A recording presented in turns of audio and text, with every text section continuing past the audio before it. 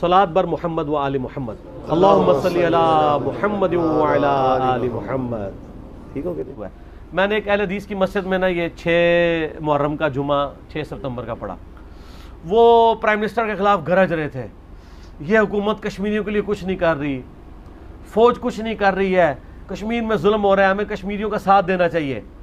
अच्छा, तो मैं एक्सपेक्ट कर रहा था कि इसी किस्म का गुस्सा वो सऊदी हुकूमत पे भी निकालेंगे, जिनके हक में यहाँ रैलियाँ निकालते हैं और तहफ़्फ़ुज़ हरमैन कॉन्फ्रेंसेस करते हैं। सबसे बड़ा इस वक्त कश्मीरियों का दुश्मन तो सऊदीया बना हुआ है, क्योंकि पाकिस्तान को सबसे ज़्यादा तकिया ही उनके ऊपर था, यूएई के ऊपर और सऊदीया के ऊपर, और वो जाके इंडिया की झोली में बैठ गए क्योंकि उनके मफादात हैं। $75 बिलियन की ट्रेड है।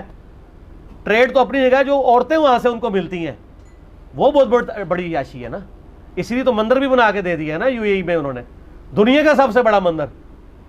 ठीक है, वो तो अबू दाऊद में हदीस है ना, क़यामत तो उस वक्त तक कायम नहीं होगी जब तक मेरी उम्मत के लोग दोबारा से बुत परस्ती में इन्वॉल्व ना हो जाए और मुशरिकीन से जा मिलें। तो हदीस फिट होती है, हमें नजर आ रही है यूएई में मंदिर के जरिए। और वो उल्टा इसमें भी इक्तफा नहीं कर रहे, बल्कि वो ये कह रहे हैं कि ये इंडिया का इंटरनल मामला है, इसको मुसलमानों का मसला ना कश्मीर को बनाया जाए। तो लेकिन उस मौलाना ने पूरा गुस्सा हुकूमत पे, आर्मी पे निकाला।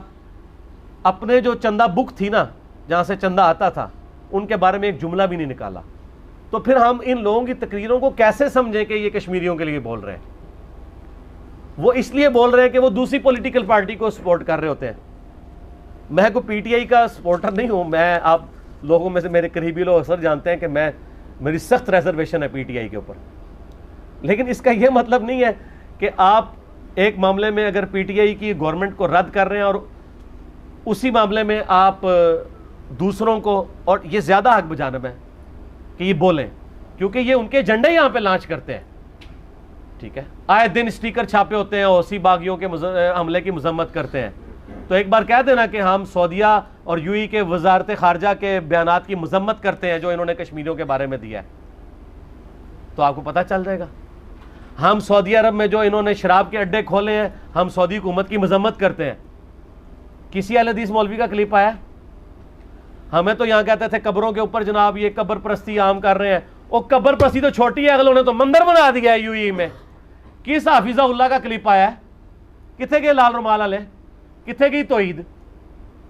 इससे बढ़ के जब सऊदीया का हुक्मरान कह रहा है कि हमने तो वहाबियत अमेरिका के कहने पे फैलाई है, उस वक्त तो गैरत जागनी चाहिए थी। वो कहते कि यार मोहम्मद बिन वहाब साहब ने तो बड़ी इखलास के साथ दीन का काम किया था, खुदा के लिए उनकी मेहनत को तुम डॉलरों के साथ जोड़ रहे हो। उनकी सपोर्ट में भी नहीं खड़े हुए। पैसा कितनी तगड़ी चीज है कि अपने बुजुर्गों से ही दस्तबरदार हो गए। हालांकि मोहम्मद बिन वहाब साहब की सपोर्ट तो करनी चाहिए थी, और मैंने की है बार बार कि मोहम्मद बिन वहाब साहब एक रासिखुल अकीदा मुसलमान थे। उन्होंने पूरी इखलास के साथ दीन का काम किया था, किसी के पैसे के लिए नहीं किया था। उन्होंने तो उस वक्त वहां पे आवाज बुलंद की है जबकि कोई आवाज सुनने के लिए तैयार नहीं था। पूरी लाइफ स्टेक पे लगाई है उन्होंने।